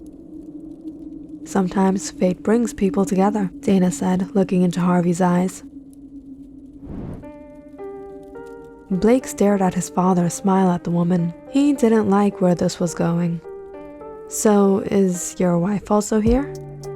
My ex-wife. I'm single. It's just me and my son here. Oh, I see.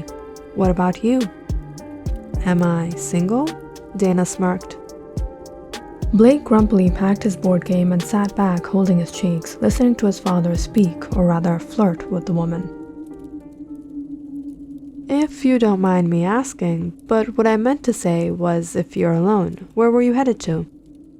Well, I am single, and I was driving back to the city from my hometown, but I don't know what I'm going to do now. Don't worry, I can drop you off, but as for the car, I don't think we'll be able to arrange a towing service here till morning. That's not good news. Are there any motels around here? Some place I can lodge? You're welcome to stay the night here if you like. No. Blake prayed that this woman would just leave. He didn't like her, and he definitely didn't like seeing her father fancy her either. All of a sudden, this vacation seemed like it would get spoiled. Thank you so much. Where will she stay? There's no room here, Dad. Looks like your son is right. There's no space here. Blake, we'll sit it out, drink coffee, play board games, and pass the night. It won't be an issue, Dana. How could I let you go out in this cold? It's gotten quite dark as is. Thank you so much. Don't worry, Blake. We'll have a fun time together. Blake gave the woman a fierce look, absolutely annoyed by her presence. Why did she have to come here? She could have just stayed in her stupid car and freeze for all he cared.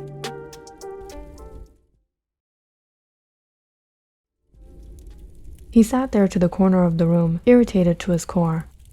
Every time he heard the woman laugh, it made him cringe, but soon after sitting with his head on his knees, Blake dozed off.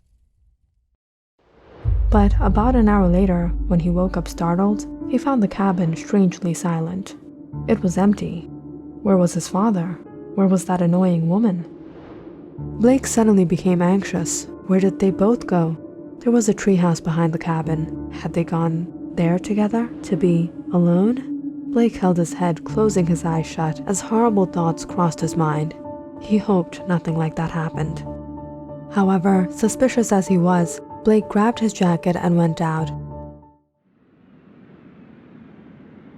His heart started to beat faster, seeing shadows inside the treehouse. As he climbed up the ladder, he began to hear noises. A little nervous, wondering his father would get angry at him if he caught him eavesdropping and snooping around. Nevertheless, Blake took a deep breath and peeped his head up into the treehouse. Blake suddenly froze. His hands started to tremble. His throat became dry as he quickly looked away. What did he just see? His father, laying on the floor, that woman hunched over him, clawing his body with her long nails and feasting on him. Blake was horrified. What was he going to do? In a panic, he jumped from the ladder, falling to the ground. Through the pain, he ran around the cabin towards the main road. He had to get help. He had to get to someone. He at least had to get away. The winds were so strong out, the snow felt like piercing pins on his skin as he ran down the road. Every 10 minutes or so, Blake stopped to catch his breath, only to keep running again. He was starting to lose hope in the harsh weather when he spotted a car. He ran to it and started tapping on the driver's window. "Mister, please, I need help." But he got no reply. Instead, the door slightly opened up. It hadn't been locked. Blake suddenly remembered the woman had said her car broke down. Was this her car? Blake pulled the door open, surprised to see a woman sitting inside. "Miss, please, can you drive me to the bus stand, or to a police station, or anywhere where I can make a call?" The woman didn't speak. She didn't even turn around. Blake went to shake her shoulder when her head tilted to the side. He widened his eyes, thundered to see this woman. She wasn't alive. She was dead. And half of her body was in a horrible condition. But what made Blake paralyzed in fear was the fact that he recognized her. It was that same woman that had come to the cabin, Dana. Blake sprinted down the road. He was so petrified he couldn't even look back. He ran and ran until he couldn't take the cold nor the wind. His body was starting to fail him. Was there any help nearby? Just a few more minutes. He just had to push through a few more minutes.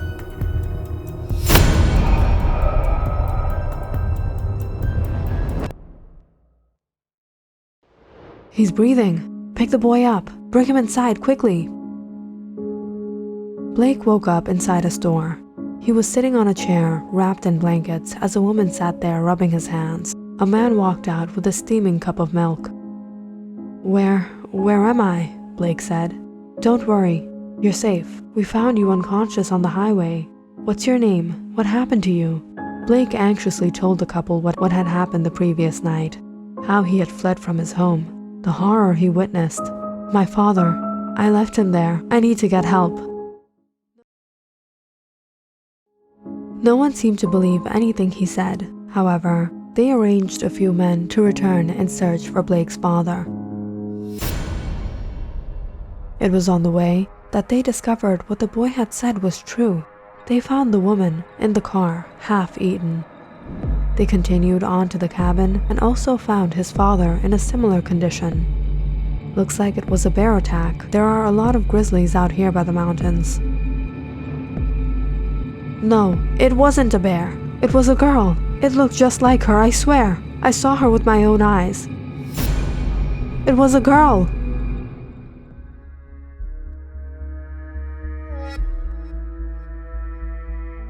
Click on the subscribe button and check out more awesome videos on our channel. And don't forget to press the bell icon because you know it's interesting.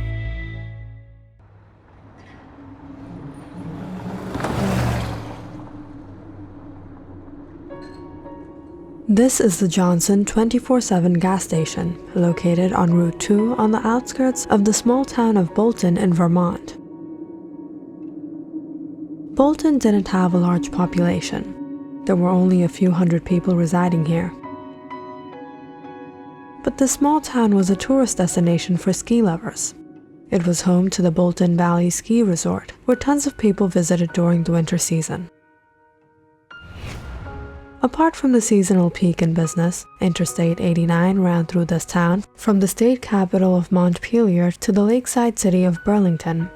So travelers and tourists were always on the go year-round, and usually took a stop in Bolton of many other small towns along the route to pick up a bundleload of snacks or drinks, and almost always to use the bathroom.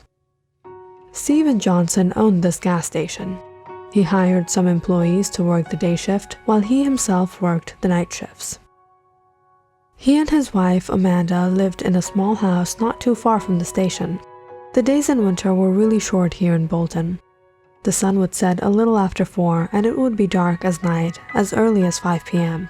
Sometimes Amanda would go to visit Stephen at night, bring him over some food to warm up while she helped out around the store.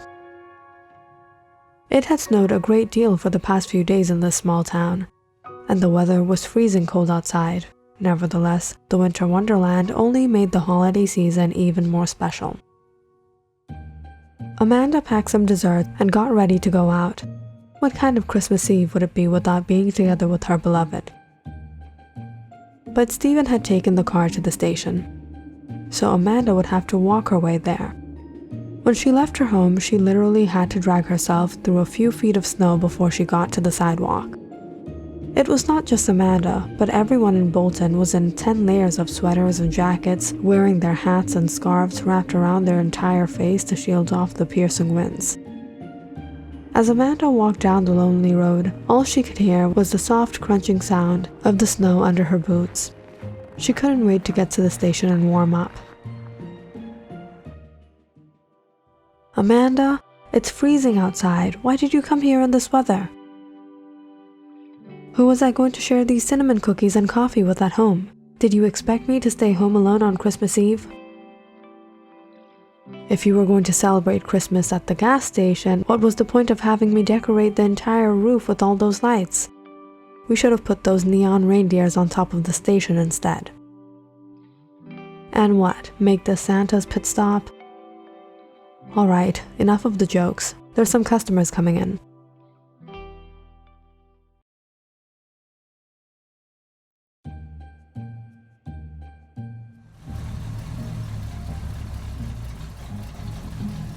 Sometime around 9, Amanda peered out the glass windows, hearing a car stop in front of the station.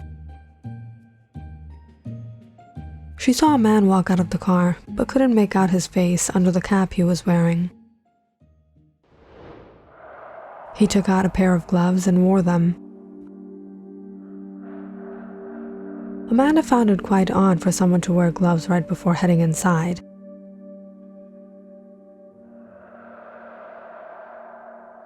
He walked up to the door and pulled on it just when his hand slipped from the knob. He quickly placed his foot in the way and came inside. It's quite chilly outside, isn't it? You can take off those gloves. We have the heat turned on real high in here. The man looked at Amanda strange. His eyes were big and bulgy as he said in a coarse voice, "Why would I do that?" "Oh, no, I just thought it would be helpful. You were having a hard time opening the door. It's difficult to hold things when you're wearing gloves, that's it." "So what to you if I wear gloves or I don't wear gloves?"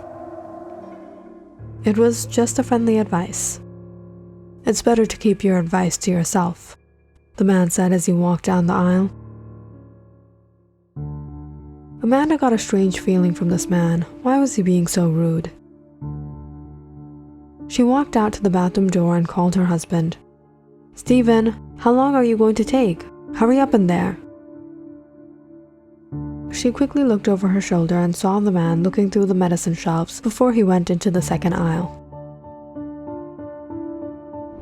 Amanda returned behind the counter and checked the security footage. The man picked up some more items and returned to the front. Amanda looked at a large bottle of painkillers, some bandages, and a few snacks. She began packing them into a bag as the man stared at her. "So, this is your husband's store?" "Yes." "And you work for him. Does he pay you or do you work here for free?" Amanda peered at the man a little bit uncomfortable. "That's a bit personal, mister. Why do you ask?" "How else would a person understand another? You live around here, don't you? You walk from your home every day." Amanda was taken aback. "How do you know that?" After looking at her for a while, the man finally spoke out again. "I didn't see any cars outside. How long have you two been married?" Amanda started to become nervous. This man was behaving so odd, asking her all these questions. What did he want? "It's been a long time." "That doesn't answer my question. How long have you been married?" Feeling cornered, Amanda replied, "Almost 8 years." "Is this where you saw yourself 8 years later when you married him?" "How can someone predict the future like that?" "So you're telling me you have no perspective of life?" "I saw myself happy with him, and I am." "Do you have any children?" "No." "So no one is at your home right now. It's empty. You know it's not safe at night. You're not scared of being robbed?" "The crime rate is actually low here. We've never had to deal with anything like that," Amanda nervously said as she gave the man the bag and took the payment from the counter. This whole time that Amanda had been trying to avoid looking at him, the man had been staring at her intently.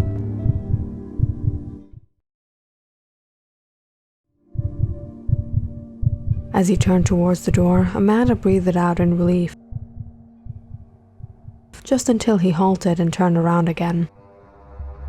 "Your husband is in the bathroom, isn't he?" "Yes, it's occupied." "Are you sure?" "I don't think anyone is in there. It's been a while, hasn't it?"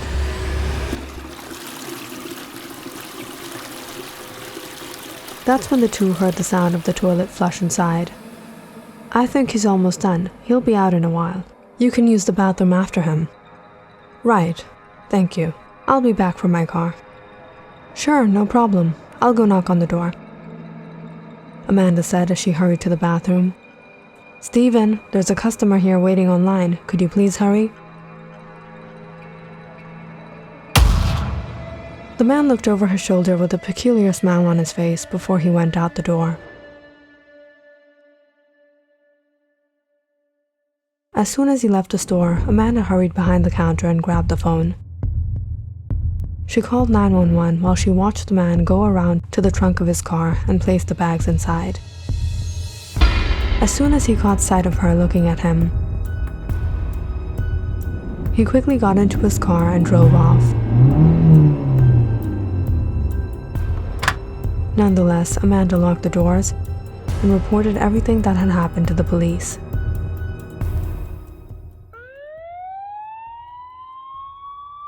It was just moments until they arrived to investigate. Amanda showed them the security footage and mentioned the man's odd behavior. This is my husband's gas station. Sometimes I come over to help out. This man came in around 9 p.m. I found him suspicious from the very start. He was asking all these bizarre questions. It was starting to scare me. Where's your husband? My husband has actually gone out to run an errand. He left me in charge of the station for 2 hours. One of our deliveries had been misplaced at another location, so he went to go pick it up. When the man came in the store, I pretended that my husband was in the bathroom, hoping it would prevent him if he had any ill intentions. Is that the toilet again? I've wiped the floor 3 times since I came, Stephen. It's flushing all by itself and it leaks every time. When are you going to fix this? You know what? On my way back, I'll drop by the hardware store and see if I can get something to repair it. Take care, okay? Hurry back. As the police checked the footage, Amanda noticed Stephen pull up outside. He rushed inside the gas station and caught hold of Amanda. Amanda, are you okay? I'm fine, Stephen. Don't worry. Everything's all right. Stephen frantically went up to the police. Officers, there are 6 cameras set up on the property. I'm sure you'll be able to identify the man. Mr. and Mrs. Johnson, we've checked the footage, and we actually recognize the man who came in. He's been wanted by the BIIPD for at least 3 murders. The last 2 individuals he took the lives of were both convenience store clerks. He had been targeting these stores at odd hours of the night and kidnapping these women. We were unable to find them until earlier this week. They were found lifeless buried in the snow in the Bolton Valley. Our specialists have been trying to figure why he's been doing this and if he followed a certain pattern, and we found that him walking suspiciously into the stores, asking unusual questions to the victim, was the same thing he did before he kidnapped those women and murdered them. If your wife hadn't been able to pull off the act into making him think you were here, he might have done something terrible. You're lucky to be alive, Mrs. Johnson.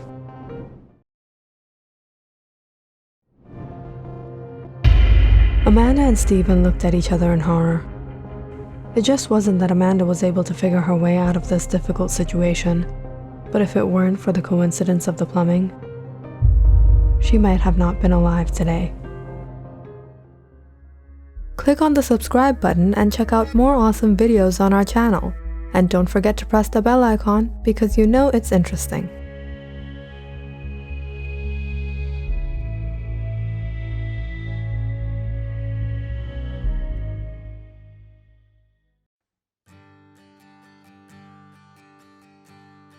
It was the holiday season.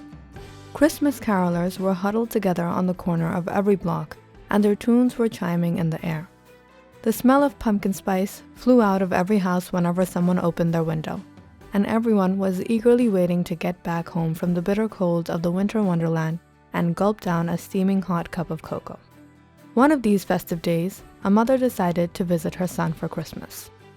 It had been a couple of years since he had moved out of the house and rented his own apartment. There he lived with another roommate who was a girl. His mother would actually visit his place every Christmas, and over the years she had become long suspicious of a relationship between the two. And every visit would only make her more curious than before. "Mom, you're here!" "Wow, what is that smell?" "Oh, I asked my roommate to make some cookies for you. She's baking in the kitchen." "Oh, well, you have one nice roommate then, don't you?" The mother entered his son's apartment. It was neat and tidy. There was even a few decorations up on the window. Ever since he had moved here, she had always seen the place clean. She assumed it was the roommate. The roommate was a very attractive girl. She was always dressed nicely, and she was polite to her every time they met. Later that evening, when they sat down to have dinner, the roommate came out of her room. She was looking exceptionally pretty. She sat down on the table with the two and smiled at the mother. The mother felt that the roommate was feeling a little shy to start the conversation, so she decided to lighten the mood herself. "So guess what I saw on the way here? This woman got on the bus with her baby, and the bus driver laughed out. 'That's the ugliest baby that I've ever seen.' Yeah, I thought it was rude. I saw the woman go and sit in the rear of the bus, fuming in anger. She complained to the others that sat next to her. 'The bus driver insulted me.' One of the men replied, 'What? How could he? You go right up there and tell him off. Go ahead, I'll hold your monkey.' The roommate let out a giggle, and her son shook his head. 'Mom, stop making jokes. Your jokes aren't funny, they're mean.' The mother replied, 'Mean? But I made you.' I'll tell you what. This Christmas, I wrote a very special poem for you all. Here it goes. I dig, you dig, we dig, he dig, she dig, they dig. I know maybe it's not a beautiful poem, but it's very deep." The mother sat there in amazement as she watched the roommate burst out in laughter, praising her son about how funny he was. She thought to herself why the girl was laughing so much at her son's awful jokes. The dinner was rather nice, but the mother was becoming more suspicious as she watched how the two giggled together. The mother kept a keen eye on the two, and over the course of the evening, she started to wonder if there really was something between the two. Realizing what his mother might have been thinking, the son spoke out. "I know what you may be thinking, but I assure you, there is nothing between us. We're just roommates." About a week later, the boy's roommate came to him and said, "Have you seen the silver saucer I bought? I decorated the table with it last time your mother was here, and I haven't seen it since that day. You don't suppose your mother took it, do you?"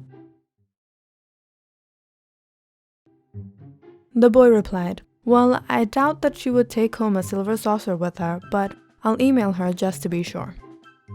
Later that day, he sat down in front of his computer and wrote his mother an email. "Dear Mom, after you visited me last Christmas, the silver saucer has been missing.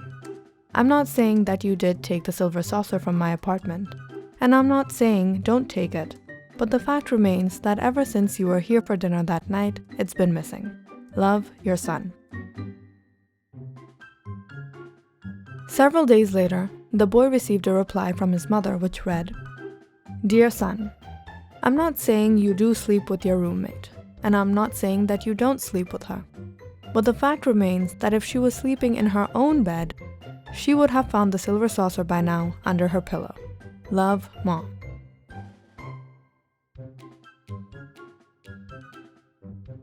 Click on the subscribe button and check out more awesome videos on our channel, because you know it's interesting.